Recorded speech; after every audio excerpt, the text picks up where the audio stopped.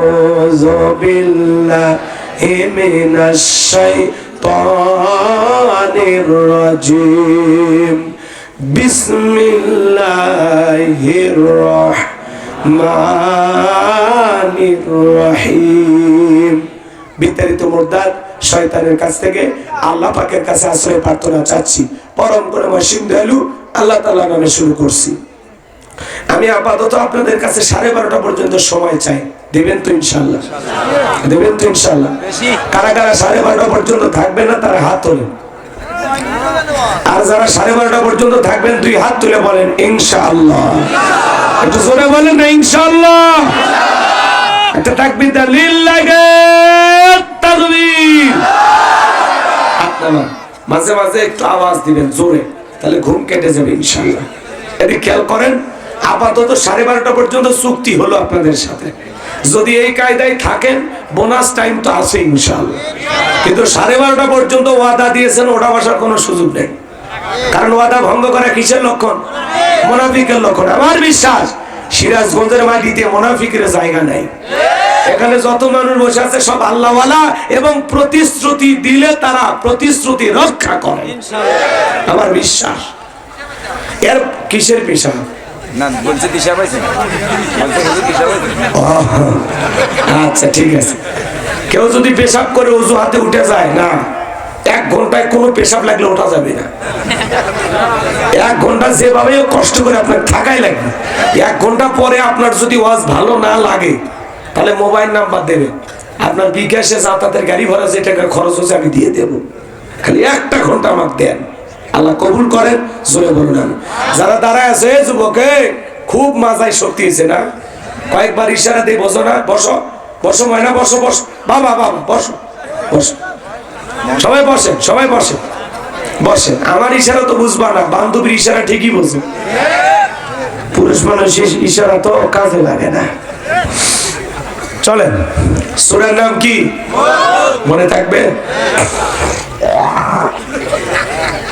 আমার ভাইয়েরা, আমার আল্লাহ রাব্বুল আলামিন বলেন তাবারাকাল্লাযী বিয়াদিহিল মুলক ওয়া হুয়া আলা কুল্লি শাইইন কাদির।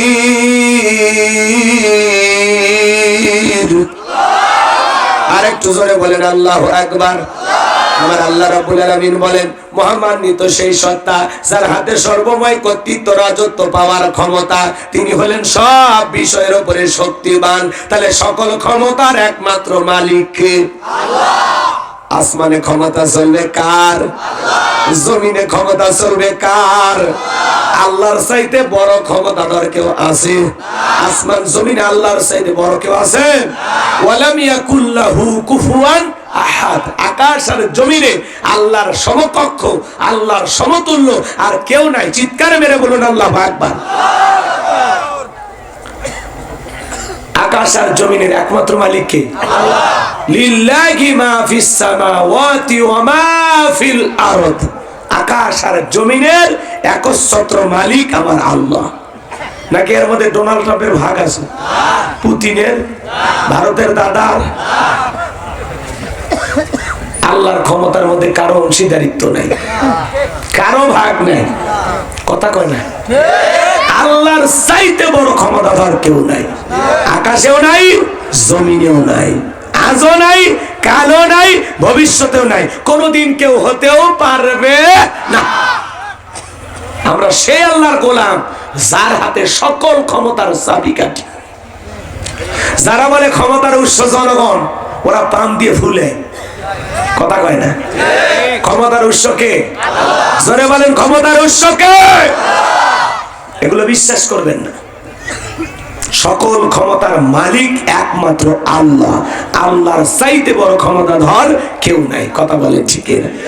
এইজন্য আল্লাহ রাব্বুল আলামিন বলেন তাবারাকাল্লাযী বিয়াদিহিল মুলকু ওয়া হুয়া আলা কুল্লি শাইইন কাদির। আমার আল্লাহ রাব্বুল আলামিন বলেন, মহামান্বিত সেই সত্তা যার হাতে সর্বময় কর্তৃত্ব, রাজত্ব পাওয়ার ক্ষমতা, সকল ক্ষমতার একমাত্র মালিক আমার আল্লাহ। আর তিনি হলেন সর্বশক্তিমান। আল্লাহু আকবার বলেন। তিনি হলেন সব বিষয়ের উপরে ক্ষমতাবান। আল্লাহু আকবার বলেন। এ বাজান গো আমার, অনেকে প্রশ্ন করতে পারেন, হুজুর সকল ক্ষমতার মালিক আল্লাহ, দুনিয়াতে যারা ক্ষমতার চেয়ারে বসে এরা কি? এরা হলো ভাড়াটিয়া। এরা হলো কি? আপনাদের এলাকায় একটা ছেলে রায়গঞ্জ থেকে ঢাকায় গিয়ে চাকরি করে, একটা বাসা যদি ভাড়া নিয়ে থাকে, ওর পরিচয় হলো ভাড়াটিয়া। 5 বছর 10 বছর চাকরি করুক, চাকরির সুবাদে যেই বাসাতে থাকে ওর পরিচয় হলো ভাড়াটিয়া। এই পৃথিবীর জমিনে আল্লাহ কাউকে 5 বছর, কাউকে 10 বছর ক্ষমতার চেয়ারটা ভাড়া দেয়। আসল ক্ষমতার মালিক আমার আল্লাহ। তাহলে ক্ষমতা দেওয়ার মালিক কে? আল্লাহ।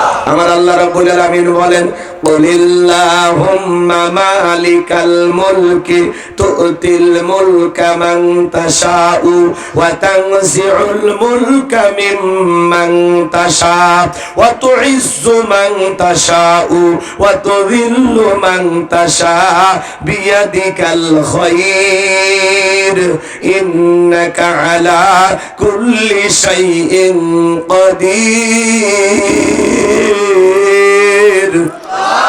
সূরা আলে ইমরান আয়াত নাম্বার 26। আমার আল্লাহ রাব্বুল আলামিন জানিয়ে দিলেন, রাজত্ব দেওয়ার মালিক আমি আল্লাহ, ক্ষমতার চেয়ারে বসানোর মালিক কে? আল্লাহ। ক্ষমতা দিলে যে লোকটাকে সম্মান দেওয়া হলো এমনটা নয়। ক্ষমতার সম্মান দুইটা ভিন্ন জিনিস। এই পৃথিবীর জমিনে অনেক মানুষকে আল্লাহ ক্ষমতার চেয়ারে বসায়া, সুতার বাড়ি খাওয়ায়া ক্ষমতার চেয়ার থেকে বিদায় করছে। শ্রীলঙ্কার দিকে তাকায় দেখলেন না? জনগণের প্রতি জুলুম করার কারণে জনগণ নেতাকে বাগি পাইয়া কাপড় খুলে ক্ষমতার চেয়ার থেকে নামাইছে। কথা কয় না? ভাগ্যিস ভালো সেদিন ওরা হাফ প্যান্ট পরেছিল। তাহলে এই পৃথিবীর জমিনে যারা ক্ষমতার চেয়ারে বসে জুলুম করে, মানুষের রক্ত নিয়ে খেলা করে, যারা মনে করে ক্ষমতার চেয়ারে বসে আমি কি হইলাম রে, কথা কয় না কেন? যারা ক্ষমতাকে বাপদাদার পৈতৃক সম্পত্তি মনে করে, মনে রাখবেন এই দুনিয়ার অসংখ্য মানুষকে ক্ষমতার চেয়ারে বসায়াও আল্লাহ লাঞ্ছিত করেছেন। একেবারে জুতার বাড়ি খাওয়ায়া ক্ষমতার চেয়ার থেকে নামাইছে, থাপ্পড় মেরে ক্ষমতার চেয়ার থেকে নামাইছে। কে? কে? আল্লাহ। জোরে বলেন কে? আল্লাহ। সে আল্লাহ বলতেছেন, ক্ষমতা দেওয়ার মালিক আমি আল্লাহ। ক্ষমতা দেওয়ার মালিক কে? আল্লাহ। এরপর আল্লাহ বলতেছেন, ক্ষমতা দেওয়ার মালিক আমি আল্লাহ, আবার ক্ষমতা কেড়ে নেওয়ার মালিকও আমি আল্লাহ। ওয়া তুইজ্জু মান তাশা ওয়া তুযিল্লু মান তাশা, সম্মান দেওয়ার মালিক কে? আল্লাহ। আবার লাঞ্ছিত করার মালিক কে? আল্লাহ। বিয়াদিকাল খায়র, সকল কল্যাণের চাবিকাঠি কার হাতে? আল্লাহ। ইন্নাকা আলা কুল্লি শাইইন কাদির, সব বিষয়ের উপরে ক্ষমতা চলবে কার? আল্লাহ। সব বিষয়ের উপরে একমাত্র ক্ষমতার মালিক কে? আল্লাহ। কথা ক্লিয়ার নাকি ভেজাল আছে? মন খারাপ করবেন না, সামনে গেলে মজা পাবেন। একটু শুরু করতে দেন।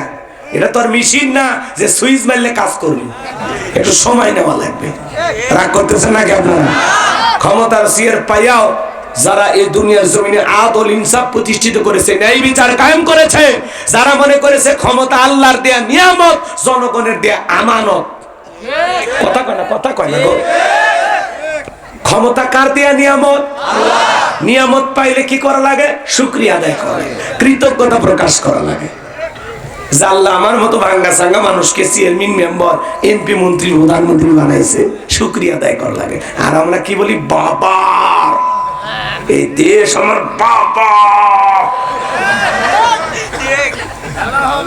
বড় বড় কথা বলতে আছে।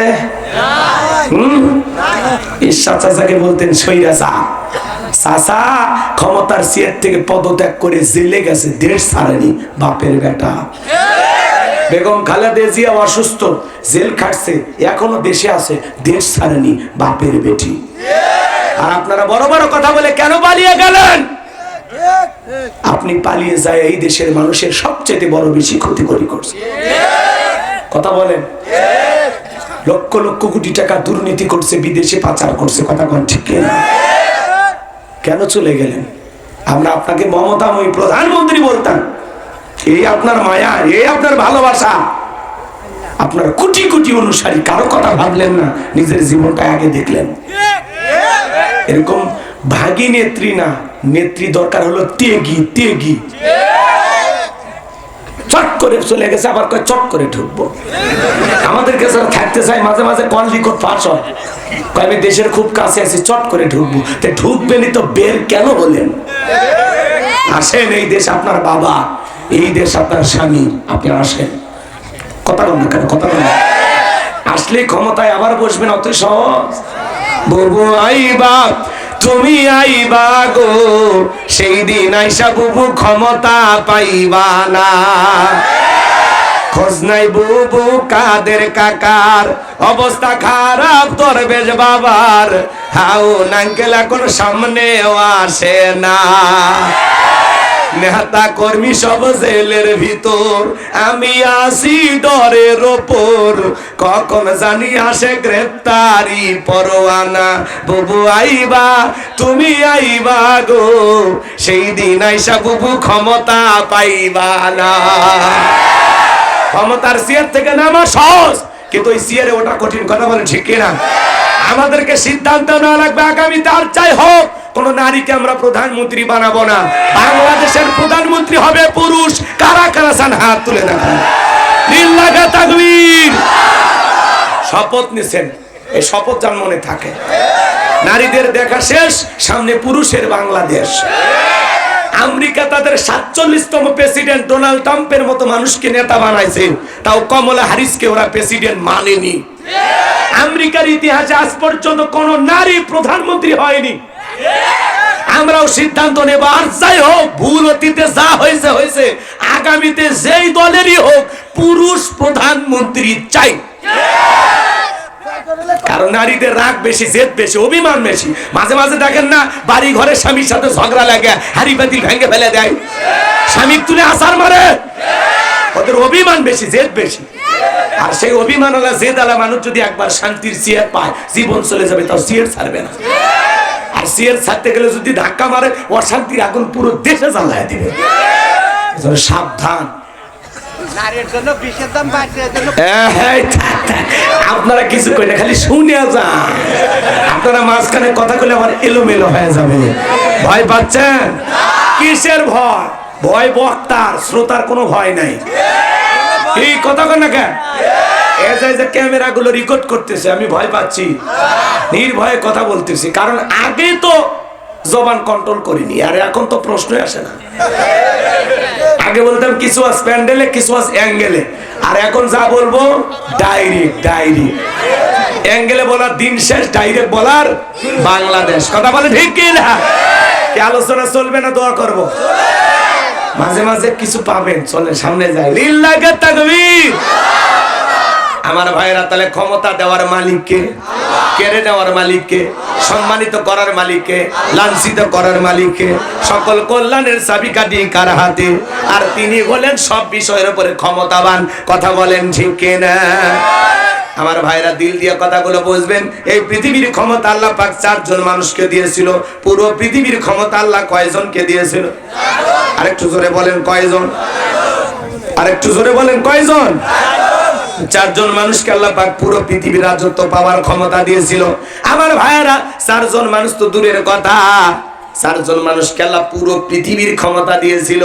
কিন্তু পুরো পৃথিবীর ক্ষমতা তো দূরের কথা, ছোটখাটো পাতি নেতার গরমে এলাকায় থাকা যাইতো না। এই যে ওয়াদা খেলাফকারী, এই যে ভাই, এটা তো কথা ছিল না। ওই আর আওয়ামী লীগ করে, আপনারা এই স্লোগান দিচ্ছেন না, এমনি যাচ্ছে, পেশাব করছে, বউ মিস কল দিছে। অনেকে আবার বউ থেকে ভয় করে, 12টা বাজার আগে দরজা খুলে দেওয়ালেন, 12টার পরে বউ রাগ করে দরজা খুলবে না। আমি আগে বলছি, ওটা বর্ষা করলে কিন্তু আমি ধাম করে ব্রেক করে দেব, কারণ আমাদের কালেকশন হয়ে গেছে, এখন আওয়াজ হয় হোক না হয় না। কথা বোঝেননি? চলেন সামনের দিকে যাই। পরিবেশ নষ্ট করবেন, একজন উঠবেন না। 12:30 বাজলে চলে গেলে আমার তখন কোনো আপত্তি থাকবে না। আমার ভাইয়েরা, দিল দিয়া কথাগুলো বোঝার চেষ্টা করেন। বাজার তাহলে ছোটখাটো পাতি নেতার গরম আসিল না নাই? এখন আছে না নাই? এবার শোনেন বাজার, আমি যে কথা বলতে যাচ্ছিলাম, বিশ্ব নবীর জামান একটা পাতি নেতা ছিল, এর নাম ছিল মহাবীর আমর। এ ছিল গোত্রীয় লিডার, দলপতি। যেমন এখন বর্তমানে চেয়ারম্যান মেম্বার বলা হয়, সে সময় তাদেরকে বলা হতো দলপতি, গোত্রীয় লিডার, মুরল, মন্ডল, মাতাব্বর। কথা বোঝেন? এরকম একজন ব্যক্তি ছিল, এর নাম হলো মহাবীর আমর। প্রতিমার সামনে দাঁড়ায় শপথ গ্রহণ করে বলতেছে, যতক্ষণ আব্দুল্লাহর বেটা মুহাম্মদ সাল্লাল্লাহু আলাইহি সাল্লামের কাল্লানে ফেলাইতে পারবো, ততক্ষণ পর্যন্ত আমি এক ফোঁটা পানিও পান করব না। জোরে কন নাউজুবিল্লাহ। এটা জোরে কন নাউজুবিল্লাহ। শোনেন, নবীজি কিন্তু মক্কা নাই, নবী হিজরত করে গেছে কোথায়? মদিনায়। নবীজি মদিনায় যাওয়ার পরে ইসলামের প্রচার প্রসার নিয়ে ব্যস্ত। মক্কার কাফেরদেরকে নিয়ে নবীজির কোনো মাথা ব্যথা নাই। কিন্তু মক্কার কাফেরদের ঘুম হারাম। না জানি ভাতিজা মুহাম্মদ মদিনে যায় কি করতেছে, এরা টেনশনে ঘুম হয় না। তো এই যাদের ঘুম হয় না, এদের মধ্যে এই মহাবীর একজন, এই মহাবীর আমর একজন। ও প্রতিমার সামনে দাঁড়ায় বলতেছে, লা তুজ্জা দেবদেবী, সরস্বতী, রাধা কৃষ্ণ, ভগবতী, এই প্রতিমাগুলোর সামনে দাঁড়ায়া, হবলের সামনে দাঁড়ায়া শপথ গ্রহণ করে বলতেছে, যতক্ষণ না আব্দুল্লাহর বেটা মুহাম্মদ সাল্লাল্লাহু আলাইহি সাল্লামের কাল্লানে ফেলাইতে পারবো, ততক্ষণ পর্যন্ত এক ফোঁটা পানিও পান করব না। জোরে কন নাউজুবিল্লাহ। আচ্ছা, আমার নবী কর পাকা দাঁড়ে মই দিছে? ওর বাড়িতে কোনোদিন চুরি করতে গেছিল? আমার নবীর কি কোনো অপরাধ আছে ভাই? জোরে কন ভাই, আছে? নাই। তাহলে নবীজি কি অপরাধ? নবীজির কোনো অপরাধ নেই। নবীজি কালেমার দাওয়াত দেয়, ইসলামের প্রচার প্রসার করে, এক আল্লাহর প্রতি মানুষকে আহ্বান করে। এটাই কাফেরদের মাথা ব্যথার কারণ, এটাই ওদের সহ্য হইতো না। ওরা বলতো আমরা 33 কোটি দেবতা মানি, তাই যত সমস্যা। এর এক আল্লাহকে মানলে সব সমস্যার সমাধান, এটা ওরা বিশ্বাস করতো না। কথাকে বুঝতে পারছেন বাজান? এইবার নবীজির মাথা নেওয়ার জন্য মদিনার পথে রওনা করলেন। আল্লাহ তাআলা এই খবর বিশ্ব নবীর কান পর্যন্ত পৌঁছায় দিলেন, নবী গো, মক্কার মহাবীর আমর আপনার মাথা নেওয়ার জন্য রওনা করেছেন। নবীজি আমার টেনশনে পড়ে গেলেন, কি করা যায়? সাহাবায়ে কেরামদেরকে ডেকে বলেন, আমার সাহাবীরা শোনো, মক্কার মহাবীর আমর আমার মাথা নেওয়ার জন্য রওনা করেছে, তোমরাই বলো কি করা যায়।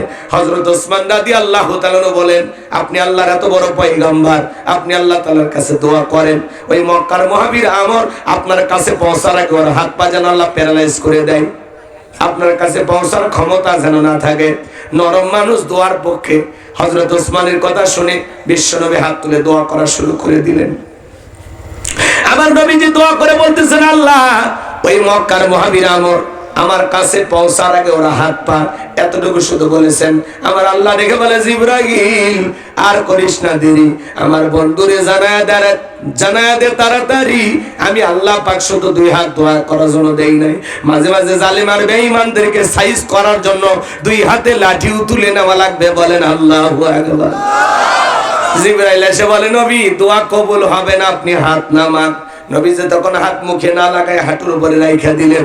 আমরা অনেকে দোয়া করি আর এরকম দড়ি পাকায়, আছে না? না, অনেকে দোয়া করে আর পেশার মাপে। কথা কয় না গো? অনেকে চুপচাপ এরকম মুনাজাত করে না, ধরে থাকে। আবার অনেকে দেখবেন মুনাজাত করার সময় হুজুর খালি দোয়া করতে আসে, ও চুপচাপ কোনো হাত তোলে না। হুজুর যখন বলে আমিন, তখন বলে আমিন। হুজুর আজকের মুনাজাত সেই হয়েছে। কথা কয় না? ও কি দোয়া ধরছে ভাই? দোয়া ধরবে। জিবরাইল এসে বলে, নবী দোয়া কবুল হবে না, হাত নামান। আচ্ছা আপনারাই বলেন তো বাজান, সব জায়গায় কি দোয়া দিয়ে কাজ হয়? এই গ্রামের নাম তেলিজানা। মনে করেন, উদাহরণ দিচ্ছি কথা বোঝানোর জন্য। এই গ্রামে প্রত্যেকদিন চুরি হচ্ছে, গরু চুরি হয়, ছাগল চুরি হয়, টাকা পয়সা চুরি হয়, এমনকি সুন্দরী বউটাও চুরি হয়। চুরির অত্যাচার এই গ্রামে থাকা কঠিন হয়ে গেছে। একজন রায়গঞ্জ বাজার থেকে 10 কেজি জিলেপি নিয়ে এসে মসজিদের হুজুরকে দিয়ে বলতেছে, হুজুর একটু দোয়া করেন, চোরের হাত থেকে যেন আল্লাহ গ্রামের মানুষকে হেফাজত করে। এইবার জিলেপির গন্ধ পায়া চোরও মসজিদে ঢুকছে। কথা কয় না কে? হুজুর যখন মুনাজাতে ধরছে, আল্লাহ চোরের হাত থেকে তেলিজানা গ্রামের মানুষকে তুমি হেফাজত করো, চোরও জিলেপি খাওয়ার হাত তুলে বলে আমিন আমিন আমিন। ওই জায়গায় ইমাম সাহেব যদি দোয়া না করে বলতে, এই তেলিজানার যুবকেরা তোমাদের গ্রামে ঢোকার 4টে রাস্তা আছে, এই 4 রাস্তার মোড়ে মোড়ে মাগরিব থেকে ফজর পর্যন্ত বাংলার লাঠি, বাঁশের লাঠি নিয়ে দাঁড়ায় থাকবা। চোরকে দেখা মাত্রই ওই লাঠি দিয়ে এমন পিটান পিটাইবা 6 মাসে যেন মাজা সোজা না করতে পারে। চোরকে হাত তুলে আমিন কইতো নাকি তওবা করে ভালো হয়ে যেত। এজন্য চুরি বন্ধ করতে হলে লাগবে শক্ত আইন। কথা কয় না, কথা কয়। সেই শক্ত আইন আছে না নাই? আমার আল্লাহ রাব্বুল আলামিন পবিত্র কোরআনুল কারীমের ভিতরে 1500 বছর আগে আইন দিয়ে আমার আল্লাহ পাক বলেন, ওয়াসসারিকু ওয়াসসারিকাতু ফাকতুউ আইদিয়াহুমা জাযাআম বিমা কাসাবা নাকালাম মিনাল্লাহ।